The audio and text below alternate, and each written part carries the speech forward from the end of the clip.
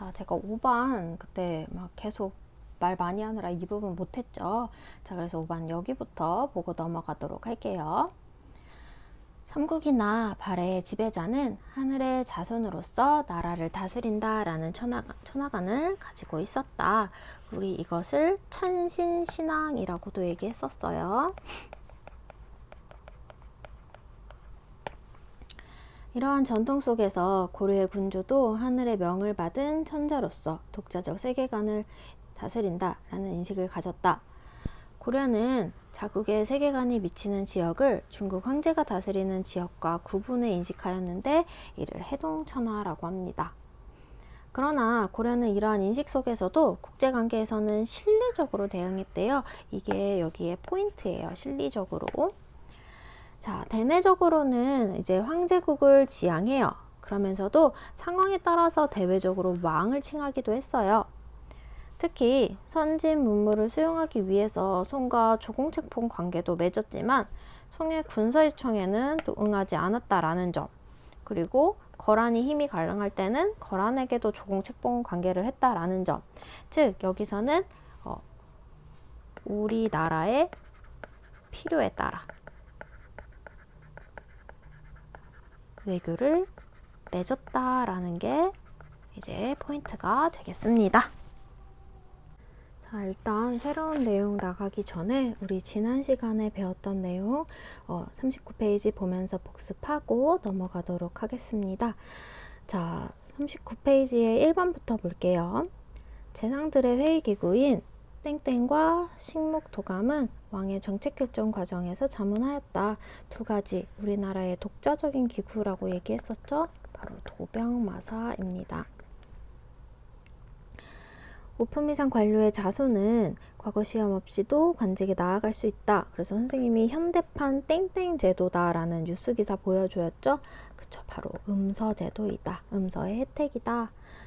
3번, 고려는 자국의 세계관이 미치는 지역을 중국의 황제가 다스리는 지역과 구분하였는데 이를 해동천하라고 하였다.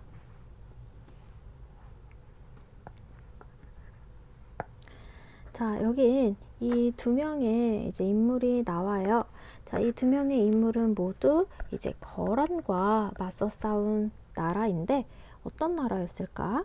아니, 어떤 나라랜다. 어떤 인물들이었을까? 바로 첫 번째 서희, 그 다음에 두 번째는 강감찬이라는 인물 되겠죠. 자, 서희는 이제 거란의 장수 소손영과 외교 담판으로 어디를 얻었냐? 바로 강동 육주라는 곳을 얻었다라고 보시면 되고요. 당시 밑줄 친 거란이 요구하는 내용, 가장 큰 거는 누구와의 관계를 끊어라. 송과의 관계를 끊는 것, 그것을 가장 원했다. 그래서 여러분들 선생님이 송과 거란과 고려 간의 이 삼각 러브 스토리 기억하라고 얘기했습니다. 자, 3번 한번 볼게요. 자, 우리나라는 봄에 연등회를 열고 겨울에는 팔관회를 개최하여 사람들을 널리 징발해 노역이 대단히 번거로우니 원컨대 이를 대폭 줄여주세요 라고 합니다. 얘들아, 연등회는 어느 종교일까? 그쵸, 바로 불교에서 하는 행사야. 근데 이 불교 행사가 사람들을 힘들게 하니까 줄여달라 라고 합니다.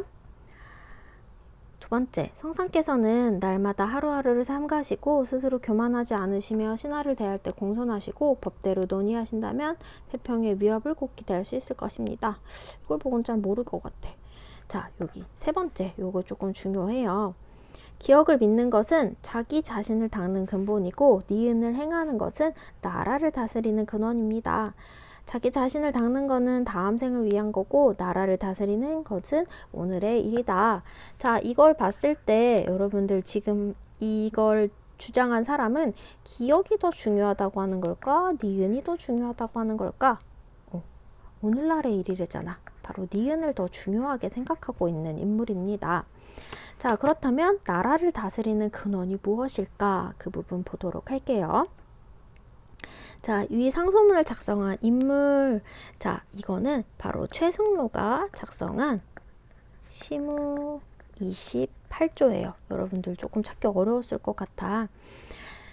자, 이 최승로는 이제 뭐라고 주장을 하는 거냐면 바로 각자 개인이 불교를 믿는 것도 중요하지만 지금 나라를 다스리는 왕은 유교로서 나라를 통치하는 것이 더 중요하다. 그러니까 지금 왕아, 너는 유교를 바탕으로 나라를 다스려야 한다라고 설명하는 것입니다. 그래서 여러분들 이 사료가 최승로의 시무 28조 선생님이 비 얘기하면서 설명했어요. 그 부분 기억하도록 하겠습니다. 1학년 여러분들 안녕. 오늘부터 본격적으로 이제 우리 고려 이제 중기로 넘어가는 사회에 대해서 같이 한번 살펴보도록 하겠습니다. 이전까지는 이제 국제 정세라 함은 우리나라와 갈등 관계를 가지고 있었던 나라가 바로 거란이고요.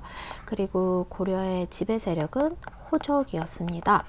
이제 시기가 11세기, 12세기로 넘어가면서 이제 지배 세력과 그리고 국제 주된 세력이 변하게 되는데 새롭게 어떤 나라가 등장하고 또 어떤 지배 세력이 등장하게 되는지 우리 같이 한번 살펴보도록 하겠습니다.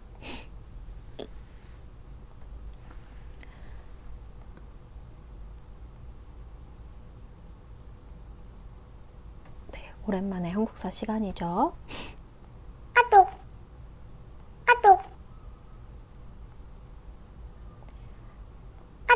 자, 그럼 일단 지난 시간에 배웠던 내용 한번 복습해 보도록 할게요. 서울 덕성대에서 태어나 거란족을 물리친 장군 누구였을까요? 네, 바로 강감찬 장군이죠. 여러분들 다 기억하고 있죠? 자, 그렇다면 노비 암건법과 과거제를 실시한 왕은? 네, 바로 광종 되겠습니다.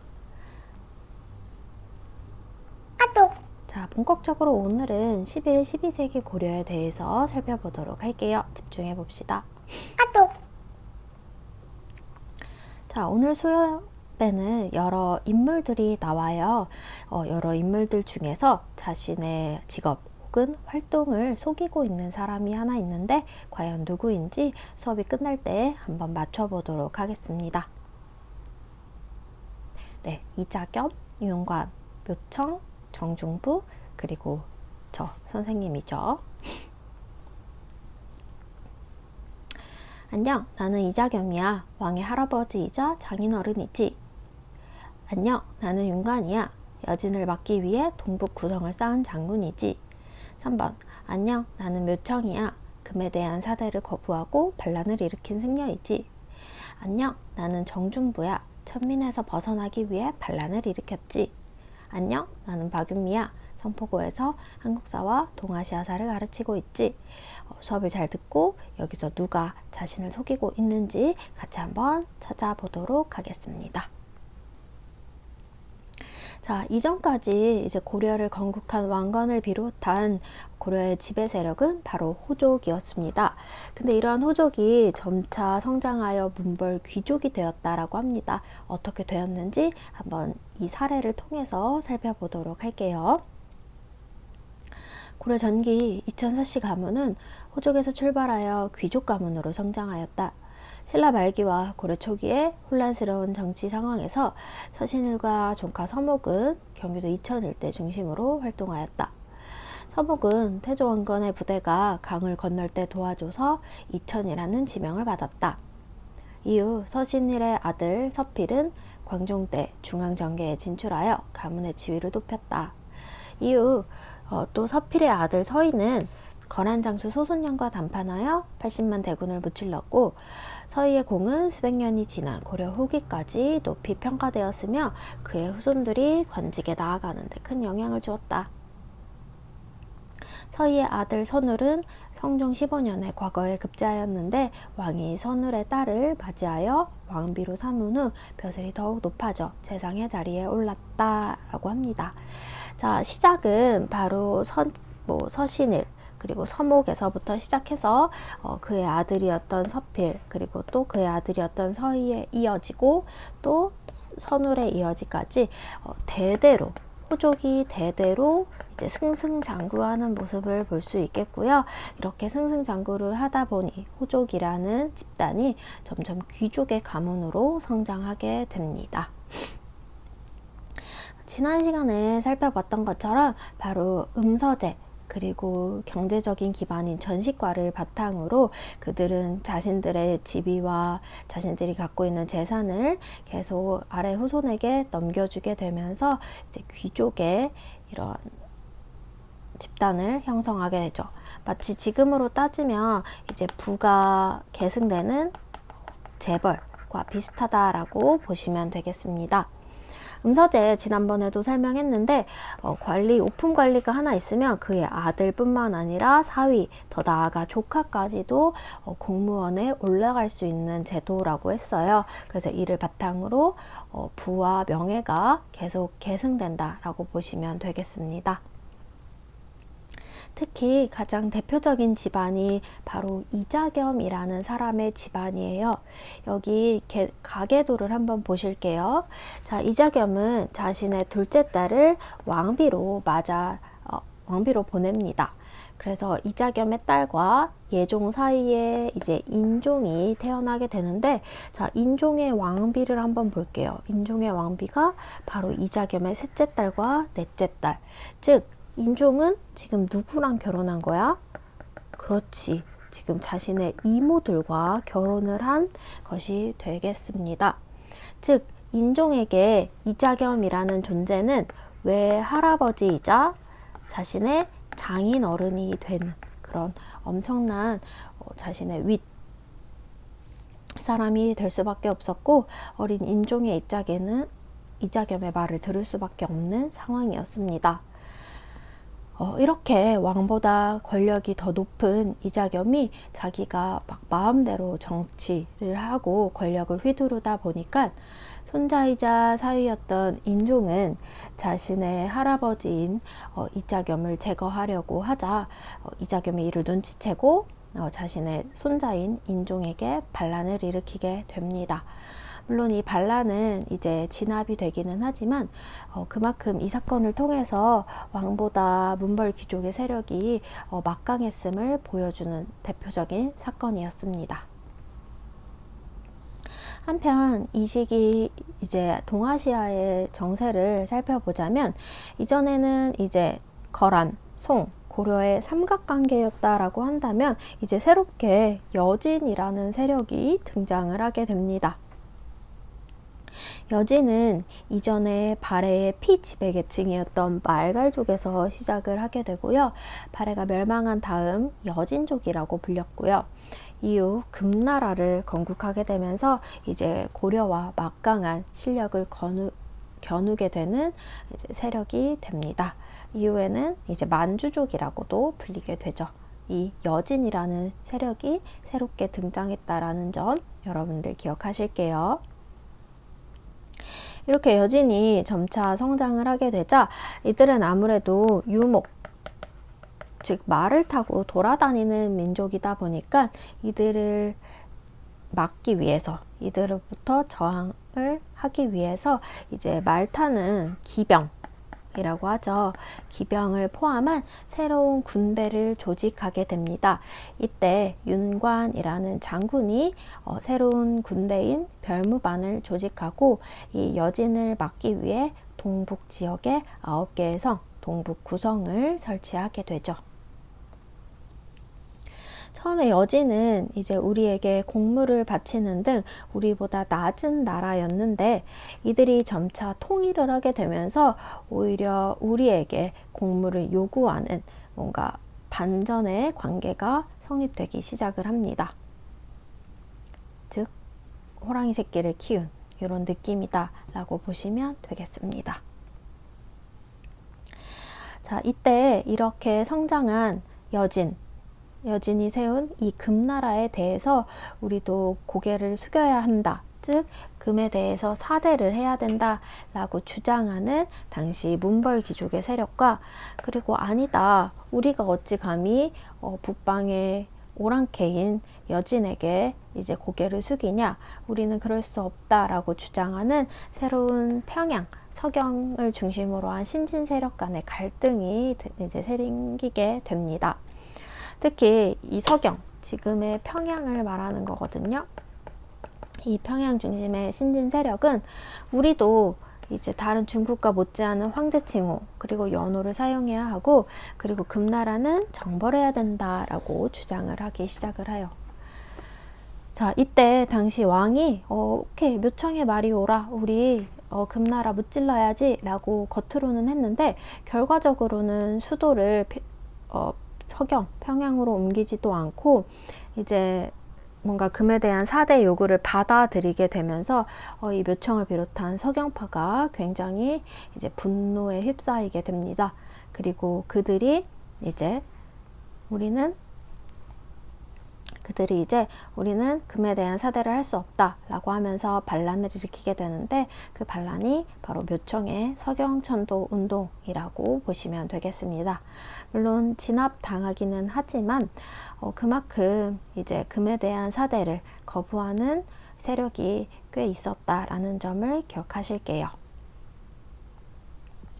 자, 앞서 배웠던 대표적인 거란을 무찌른 외교관이었던 서희, 그리고 귀주대첩의 강감찬, 이들은 과연 무관이었을까요? 문관이었을까요? 사실 옷만 보면은 여기가 강감찬이고 여기가 서희거든요.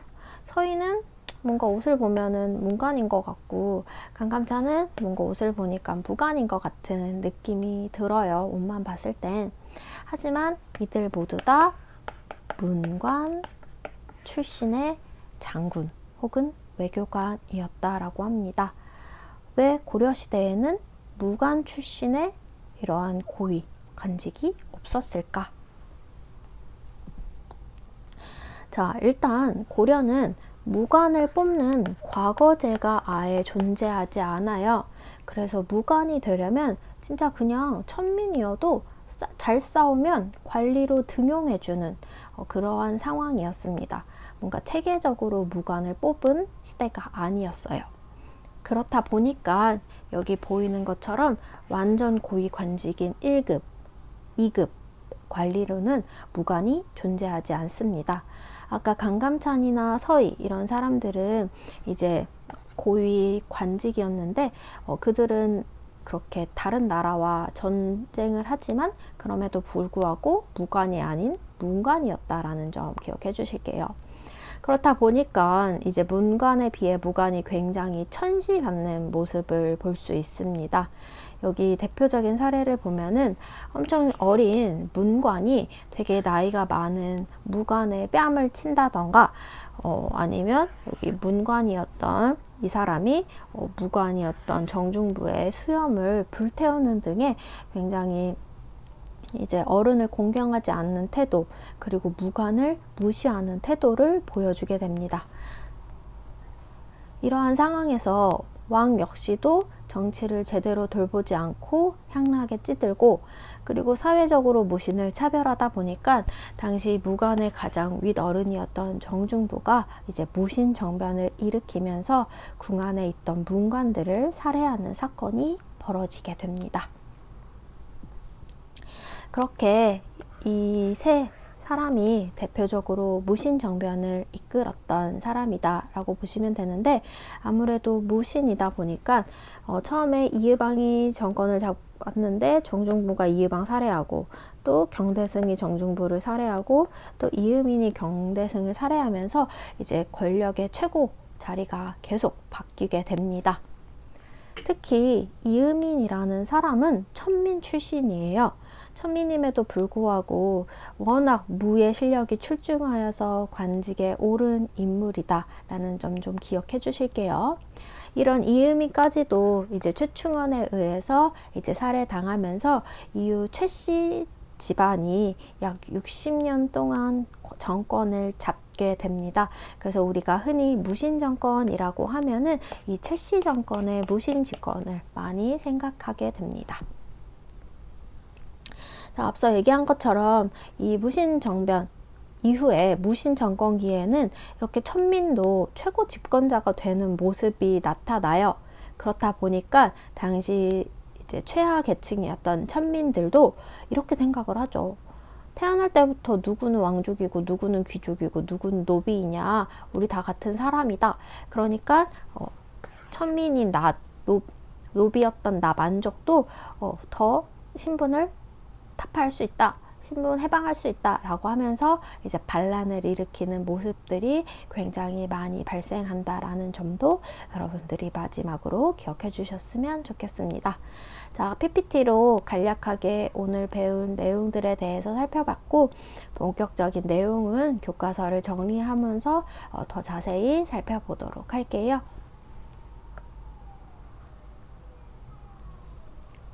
자, 그렇다면 오늘 수업의 마피아 과연 누구였는지 여러분들 맞춰보실 수 있을까요?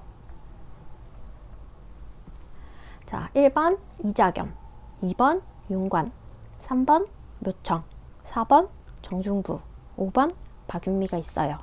여기서 자신의 직업 혹은 자신의 업적을 잘못 말하고 있는 사람은 누구인가요? 바로 정중부죠. 정중부는 천민에서 벗어나기 위해서 반란을 일으킨 사람이 아닌 바로 무신정변을 일으킨 무관이라는 거. 천민에서 벗어나기 위해 반란을 일으킨 건 이제 만족이다 라는 점 기억해 주시면 되겠습니다. 자, 이전까지 국제관계에는 고려와 송 그리고 거란, 이 세 나라의 삼각관계에 주목하라 라고 얘기를 했었습니다. 그런데 이러한 상황에 이쪽에서 새롭게 등장하는 여진이 있다라고 했죠. 그래서 이제 새롭게 여진이라는 나라도 주목하셔야겠습니다. 한번 본문 읽어보도록 할게요. 11세기 전후 거란, 고려, 송이 오랜 전쟁을 끝내고 공존하는 다원적인 국제 질서가 조성되었다. 고려는 귀주에서 승리하였지만 거란에 조공을 보냈다. 전쟁으로 인한 국력 소모를 막고 평화체제를 만들기 위해서였다. 이후 송과의 외교도 재개하여 조공을 보내며 선진문물을 수용하였다. 거란은 송을 형의 나라로 대우하면서 체면을 세워주고 송에게 재물을 받아 신뢰를 챙겼다. 자, 이러한 상황에서 이제 새롭게 여진이라는 나라가 등장하면서 어떻게 바뀌게 되는지 그 부분 지켜볼게요. 자, 일단 국내의 상황부터 먼저 살펴보도록 하겠습니다. 고려의 통치체제가 정비된 이후 여러 대에 걸쳐 고위 관료를 배출한 가문이 문벌로 성장하였다. 대표적인 가문 서인의 집안 내가 설명했어요. 이들은 왕실이나 다른 문벌과의 혼인을 맺어 세력을 키우며 권력을 독점하였다. 문벌 가문은 왕실의 보호 세력이기도 하였지만 왕권을 위협하는 존재도 되기도 하였다. 특히 경원 이씨 가문은 왕실과의 혼인관계를 맺으며 권력을 키워나갔다. 바로 이 대표적인 인물이 이자겸이라는 사람이라고 얘기했어요. 문벌 가문들이 기득권을 유지하며 보수화되자 지방 출신의 신진 세력이 정치에 참여할 기회가 축소되었다. 또한 권력을 이용하여 토지 소유를 늘려가자 백성들이 땅을 잃고 몰락하여 또 돌아다니는 등 사회 문제가 발생하였다. 이러한 상황에서 즉위한 숙종은 경원이씨 가문을 약화하고 왕권을 확립하기 위하여 신진 세력을 등용하였다. 자, 여기 한번 보도록 할게요. 선생님이 얘기했었죠. 자, 이자겸의 딸과 예종이 결혼해서 인종을 낳았는데 이 인종은 또 이자겸의 딸, 즉 자신의 이모와 결혼하는 모습을 볼 수 있다라고 얘기했습니다. 자, 이렇게 문벌 귀족이 기승을 부리고 있는 상황에 이제 여진이 새롭게 등장을 합니다. 여러 나라가 공존하던 국제 질서는 12세기 초 만주 지역의 여진이 주변의 부족들을 통합하고 고려를 위협하면서 이제 흔들리기 시작하였다. 이와 같은 상황에서 숙종과 예종은 여진과의 긴장관계를 조성하며 문벌 세력을 견제하고 왕권을 강화하려고 하였다. 특히 고려는 윤관이라는 이 장군의 건의로 기병 중심의 별무반을 조직하여 예종 때 여진을 공격하였다.